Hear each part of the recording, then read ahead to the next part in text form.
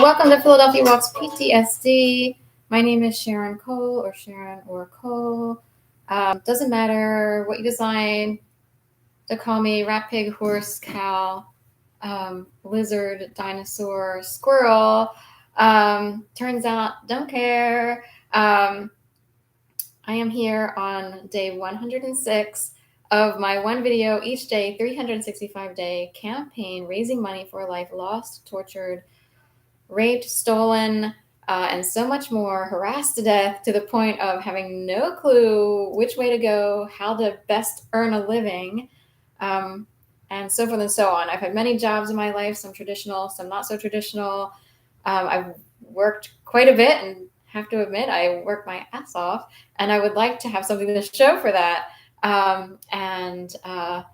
The activity or whatever it was that was set up so long ago kind of prevents someone from being able to enjoy the normal things in life. It steals away the opportunities that one should have, particularly if you went through a bunch of hoops to be able to earn certain opportunities and so forth and so on.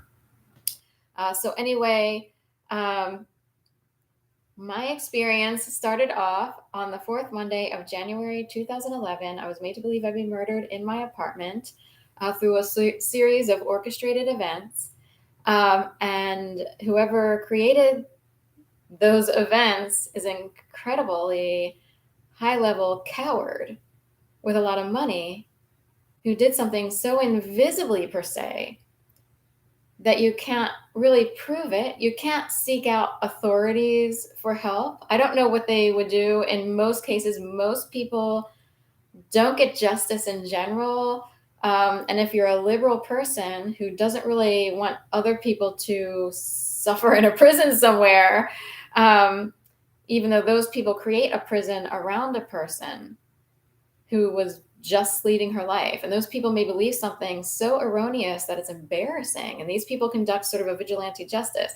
I'm not really sure who's responsible for the initial events of that fourth Monday of January 2011 when I was made to believe I'd be murdered in my apartment. When I was trembling in fear, convulsing, all my muscles went limp. I couldn't speak. My throat kind of closed up. It turns out when you're terrorized, you can't really speak. It took me a few minutes. I finally called my sister. She finally convinced me to call the police. I didn't call my mom and aunt. My mom was living with my aunt at the time because it was in the middle of the night. And my brain kept saying, wait till the next day, wait till the next day. I don't want to bother them in the middle of the night. They're older and I don't know what's going on. So I don't want it to be I don't want to alarm them. But it was pretty alarming what happened. I actually did believe someone was going to come up through the basement of the home that I was living in. I was in the first floor, front half apartment of a row home that had been converted to a bunch of apartments. I was just above the basement. I heard so much noise outside and a van was idling outside with someone looking in. And I was like, what's going on? Is someone going to come up through the basement? Maybe broke in through the windows of the basement, which are right on the sidewalk. Would they actually be able to break into my apartment? I had no other way in or out except for the door to the apartment. The windows had bars on them, shoebox apartment, no other entry point or exit point. It would have been impossible. There was an air conditioning unit. But anyway, point being, I was scared, SHITLESS. My life changed on a dime. And when I would call my mom and aunt the next day, turns out their phone lines had been severed and they lived in Jacksonville at the time. So it was, we're sorry, the number you're trying to reach has been disconnected. And in retrospect, if I had called them that evening during the events, it would have played into this added horror element, as if someone created their own horror film. And like a private snuff film or horror film. And I might have thought that my mom and aunt maybe were murdered or in danger if their phone lines were cut. I don't know what I would have thought. All kinds of thoughts get floated around out there in the world, not necessarily your own. I actually do think things can be sort of inserted, if you will. So anyway, and if that weren't enough, the games commenced after that, and people who I had met leading up to these events through various participation in, volunteering with two different groups, the Sapphire Fund and Team Philadelphia. This is all through the LGBT community. It just happens to be that way. I think it doesn't matter where a target is. Whatever it is, the powers that be will use whatever community that you might be heavily involved in. They will use that community. So it wouldn't be like pointing at one community and blaming them. But they will use wherever you are to make it seem as if everybody turned the other direction or turned the cheek or suddenly started mocking you or so forth and so on. So anyway, to make a long story short, all the people I thought who would be supportive, and supportive would be someone saying, "Oh my gosh, I'm so sorry. It sounds like somehow you got really scared in your apartment. If you want to stay here a couple nights, or what, you want to hang out, you want to go to dinner, what do you need?" That's support from friends who you've been running with or dragon boat racing with or participating in volunteerism with. Instead, these people played the game and they actually added fear, paranoia, and so forth and so on, which leads me to the next point. Whatever I experienced had stages. So it went on for years and years and years. The first year was incredibly intense and it moved on through different stages. Hard to explain. It's almost as if every moron in the city got to show off their talents or their evil skills, I guess. But one phase of this experience was the idea that whoever these people are, whoever these omniscient beings are, which they're not, they could be puppets, and they're made to believe that they know everything, or they are made to appear as if they know things. So they make you believe that you're their star. So they're going to watch everything you do. They're going to harass you. They're going to be like groupies. It would be like the star or royal treatment. So say you read all these articles about, actual movie stars or rock stars experiencing all this, paparazzi or people following them or knowing all their business or this, they kind of add that element in. And in a weird way, a weird thing that happened was that I did some overnights as a dog walker, cat sitter, dog sitter for some people who lived in the Marano. This would be a couple named Steph and George. And they used to live up on the 24th floor of the Marano building here next to Trader Joe's on 20th and Market, or 21st and Market.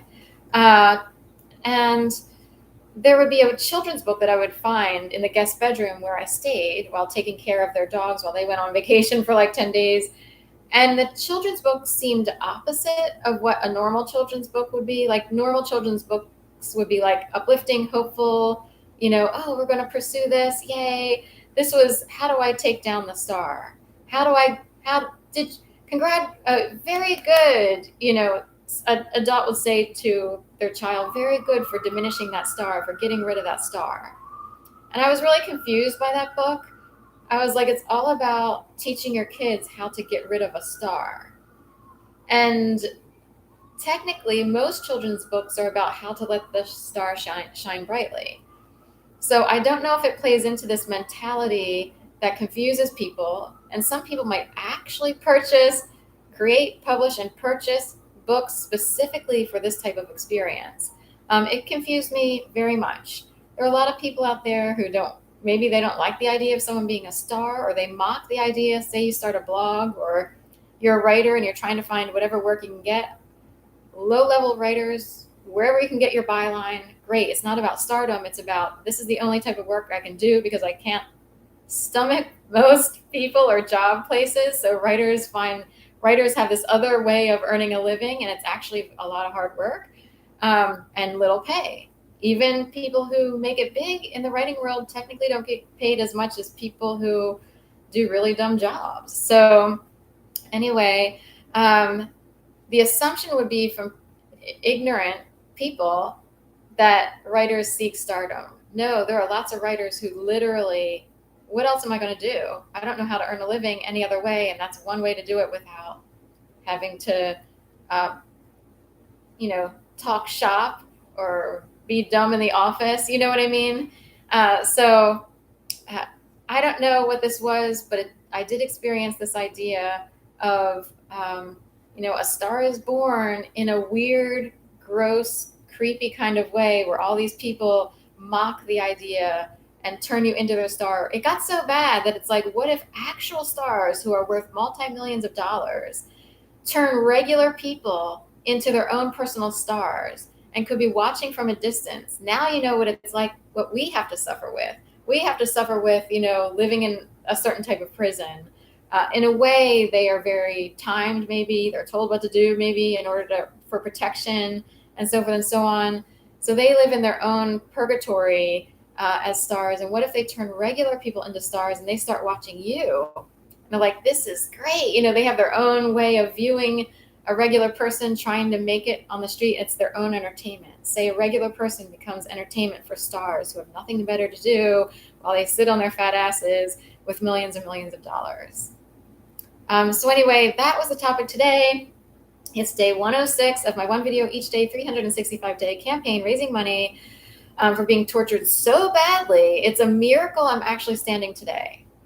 But it basically freezes someone in place, causes someone so much PTSD, anger, or what have you, that he or she, and in my case, me, can't figure out where else to go. Despite I was able to apply for several different jobs, but they never panned out because I was like, how do I get out of dog walking? I was trapped in dog walking, which was supposed to be a temporary solution to having had jobs where people behaved so bizarrely and like buffoons that it's like, I can't work here any longer. Like, I actually can't show up to work with this going on. Even the human resources person is a complete idiot. So, I don't say that lightly. I'm a pretty tolerant person, but wherever I wind up finding work, it's almost like being on some CIA sadistic suicide squad. The only jobs that would open up for me would be ones involving a ton of ignoramuses, and as if they were playing a game or puppeted to play a game. So I have a whole track record. I've documented all my jobs to show like they're doing the opposite of what normal people who are trying to earn a living do. Normal, basically professional. You don't even have to be that professional, just basically professional, normal civil people do basically the right thing just to earn a check so that someday they can retire, I guess, or what have you. And one more point, I did grow up during a time period when the white picket fence started to be, like everybody was over the white picket fence, or why does everybody work through all these years just to retire and sit there and not really have much to do? And then what? Like that mentality was fed a lot to my generation.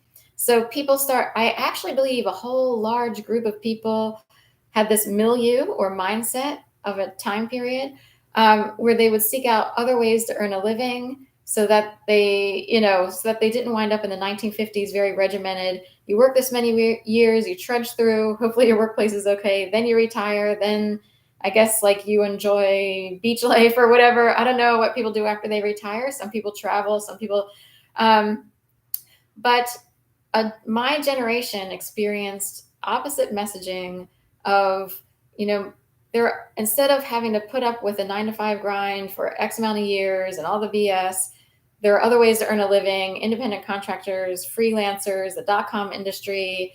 I wound up in writing because of an education. So it afforded me the luxury, if you will, to pursue that kind of work, which was new for my people, I guess. Everybody else was 9-to-5.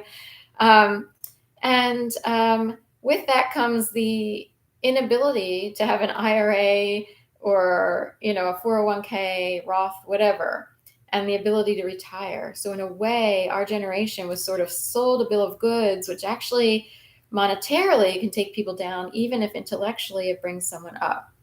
So I find this interesting, but I am glad that right now on the table, and it seems like it passed, was a $6 billion student loan forgiveness program to just clean the slate of all the people who might have been sold so many bills of goods. And then they come out wondering where they're going to work. And they come out with PhDs, MFAs, bachelor degrees, thinking they have to work at Starbucks because where are the jobs for all these people who pursued specific degrees? So it is interesting that there's all kinds of things in the mix.